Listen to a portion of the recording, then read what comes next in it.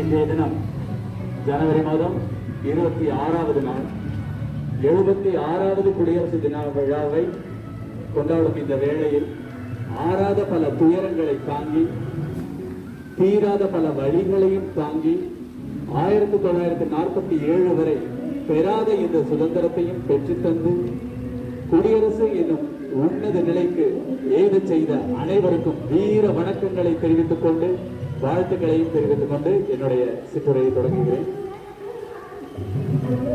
ஆக்சுவலா உங்களுக்கு ஒரு 3 விஷயம். இன்னைக்கு ஆக்சுவலா நம்ம இரு பெரும் விழா கொண்டாடுறோம் இல்லையா? என்னெல்லாம்? ஆண்டு விழா மற்றும் ரிபப்ளிக் டே, குடியரசு தினம். பாருங்க, குடியரசு தினத்தை ஃபர்ஸ்ட் சொல்லல, அவன் சொல்றது ஆண்டு விழா தான் ஃபர்ஸ்ட் சொல்றேன். ஸோ எல்லாரோட மைண்ட்லயா ரிபப்ளிக் டே மைண்ட்ல இருக்கா இல்லையா? ஆனுவல் டே தான் மைண்ட்ல இருக்குது. பட் நம்ம ரிபப்ளிக் டேக்கு ஏதாவது ஒரு சின்ன ஸ்பீச்சாக ஒன்று கொடுத்தாங்கன்றதுக்காக ஒரு ஸ்பீச்சு. அதில் நான் பேச போறது ஒரு குட்டி கவிதை, அதுக்கப்புறம் கொடியின் பிறப்பு சிறப்பு பரப்பு. என்ன சொல்ல போறேன்? முதல்ல என்னது? ஒரு குட்டி கவிதை. குட்டி கவிதைக்கு அப்புறம் கொடியின் பிறப்பு சிறப்பு பரப்பு. நான் ஒன்னொன்னா கேட்ப நீங்க தான் சொல்லணும் முடிக்கும் போது, சரியா? முதல்ல ஒரு குட்டி கவிதை. ஏகாதிபத்தியம் நீங்கி எம் மக்கள் காலம் பிறந்த நாள் இது. விடுதலை போராட்டத்தின் விடியல் கொடி பறந்த நாள் இது.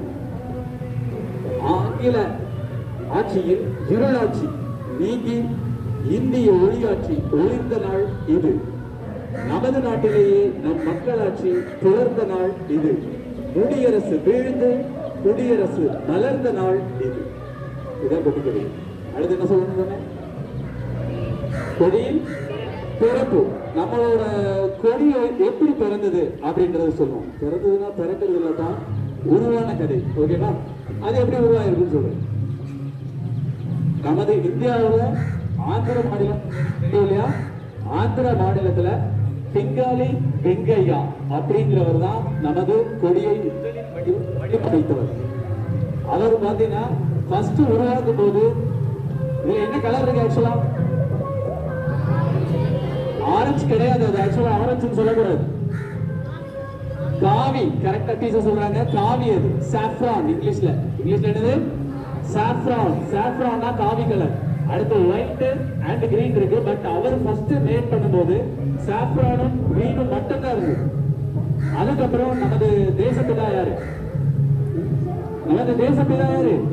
மகாத்மா காந்தியடிகள் கேட்டதுக்கு இணங்க சென்டர்ல ஒயிட் வச்சாங்க. அதுக்கப்புறம் அவருக்கு ரொம்ப பிடிச்ச விஷயம் என்ன பாத்தீங்கன்னா, ராட்டைன்னு சொல்லுவாங்க, கைத்தறி. அந்த தறியை நடுவில் வச்சு ஒரு கொடி பறக்க விடப்பட்டது. அதுதான் முதல்ல உருவாக்கப்பட்ட கொடி. அதுல இந்திய சுதந்திரம் பெற்றதுக்கு அப்புறம் லாலா ஹன்ஸ்ராஜ் அப்படிங்கிறவர் தான் அந்த அசோக சக்கரம் நடுவில் இருக்கு இல்லையா? அத அசோக சக்கரம், அதாவது ஸ்பின்னிங் வீல் அப்படின்னு சொல்லுவாங்க, சுழலும் சக்கரம். அத பொறிக்க வச்சு உருவாக்கி அதை பறக்க வச்சு. ஓகேவா? இது கொடி பிறந்த கதை. அடுத்து என்னது? கொடியின் சிறப்பு. கொடிக்கு என்னென்ன சிறப்பு இருக்கு அப்படின்னு பாத்தீங்கன்னா, கொடியில என்ன கலர் இருக்குன்னு சொன்னீங்க? காவிக்கு இங்கிலீஷ்ல என்ன சொன்னேன்? சாஃப்ரான். சாஃப்ரான் எதை குறிக்குது அப்படின்னா, நம்ம விடுதலை போராட்ட வீரர்களின் தியாகத்தை குறிக்குது. சாக்ரிஃபைஸ். என்னது? சாக்ரிஃபைஸ். நடுவில் என்ன இருக்கு? ஒயிட். ஒயிட் எதை குறிக்குதுன்னா பீஸ். பீஸ்னா என்ன? நமக்கு தெரிஞ்ச பீஸா? அது இல்ல. பீஸ்னா அமைதி. ஓகேவா? அடுத்து இந்த கிரீன். கிரீன் என்ன ரெப்ரசென்ட் பண்ணுது அப்படின்னு பாத்தீங்கன்னா, ப்ராஸ்பரிட்டி, செழிப்பு, ஒரு நாட்டின் பசுமை.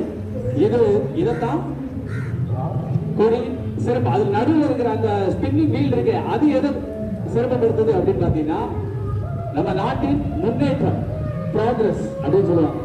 இதுதான் நம்மளோட கொடியோட சிறப்பு. அடுத்து என்ன சொல்றீங்க? கொடியின் பரப்பு. கொடி எப்ப முதல்ல பறந்தது? கொடி பிறக்குதா அப்படிங்கிற மாதிரி இல்ல. எப்ப பறந்தது அப்படின்னு பாத்தீங்கன்னா, 1929 லாகூர் காங்கிரஸ் மாநாட்டுல மோதிலால் நேரு அவர்கள், அதாவது நம்ம நாடோட முதல் பிரதமர் யாரு? ஜவஹர்லால் நேரு. ஜவஹர்லால் இல்ல, ஜவஹர்லால் நேரு. அவரோட அப்பா மோதிலால் நேரு. அவர் ஒரு விடுதலை போராட்ட வீரர். அவரோட தலைமையில நடைபெற்ற காங்கிரஸ் மாநாடு 1929 நடக்குது. அதுல ஒரு தீர்மானம் நிறைவேற்றப்பட்டு 1930 ஜனவரி 26 இதே நாள் முதல் தடவையா கொடி வந்து பறக்க விடப்படுது. அன்னைக்கு வந்து ராட்டை தான் இருந்தது சென்டர்ல, அன்னைக்கு வீல் கிடையாது.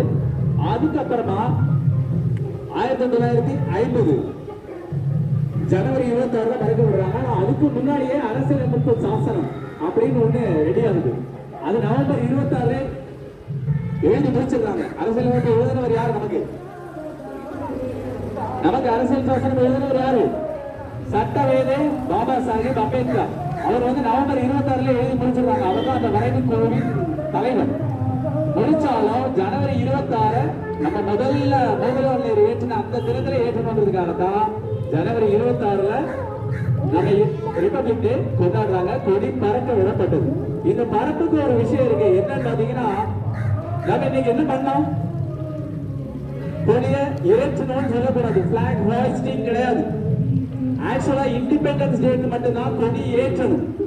பிளாக் ஹாய்ஸ்ட் பண்ண வேண்டியது பிளாக் சொல்லுங்க, பிளாக் ஹாய்ஸ்ட். ஹாய்ஸ்ட்ங்கிறதா ஏற்றம். அது இண்டிபெண்டன்ஸ் டேக்கு பண்றது. ரிபப்ளிக் டேக்கு பிளாக் அன்ஃபர்லிங் பண்ணணும். கொடிய பறக்க விட செய்யணும். கொடி வீசணும், பறந்து அப்படி வீசி பறக்கணும். அதுதான் அன்ஃபர்லிங் சொல்லுவாங்க. அதுதான் ரிபப்ளிக் டேக்கு செய்ய வேண்டியது. இது ஒரு ஸ்பெஷல் இருக்கு. சரியா? இத வந்து இந்த கொடி பறக்க விடுறத டெல்லியில யார் செய்வாங்க? இன்னைக்கு பிரதமர் கிடையாது, குடியரசுத் தலைவர். நம்ம குடியரசுத் தலைவர் யாரு? President of India. President of India யாரு? யாருப்பா குடியரசுத் தலைவர் யாரு? சொல்லு, சத்தமா சொல்லு. சொல்லு, கரெக்ட் தான் சொல்லு. அவங்க தான் இன்னைக்கு ஏத்திக்கிறாங்க. ஆக்சுவலா இண்டிபெண்டன்ஸ் டேக்கு தான் கொடி ஏற்றம் அப்படிங்கிறது யார் செய்ய வேண்டியது அப்படின்னா பிரதமர், பிரைம் மினிஸ்டர். பட் இன்னைக்கு ரிபப்ளிக் டேக்கு அன்ஃபோல்ட் பண்றது யாரு அப்படின்னா பிரசிடென்ட் செஞ்சு முடிச்சிட்டாங்க. நம்ம இன்னைக்கு இப்ப செஞ்சு முடிச்சிருக்கிறோம். அவங்களை தொடர்ந்து இதுதான் இந்த பறப்பில் உள்ள ஸ்பெஷாலிட்டி. இவ்வாறு செய்யப்பட்ட நமது தாயின் மணிக்கொடியை பற்றி ஒரு சின்ன சாங். ஓகே, ஜெயின் சொல்லும்போது நீங்க ரிப்பீட் பண்ணுங்க. ஓகேவா? தாய் மணிக்கொடி சொல்லுக ஜெயஹிந்த். தாயகம் காத்திட தன்னர போற்றிட சொல்லுக ஜெயஹிந்த். நம் இந்திய தேசம் இது, ரத்தம் சிந்திய தேசம் இது. நம் இந்திய தேசம் இது, ரத்தம் சிந்திய தேசம் இது. காந்தி மகாத்மா கண்ணிய பூமி இது. ஜெயஹிந்த், ஜெயஹிந்த், ஜெயஹிந்த். தலை கொடுத்த உங்கள் அனைவருக்கும் சொல்லுகிறோம் எங்கள் முதல் வணக்கம். நன்றி.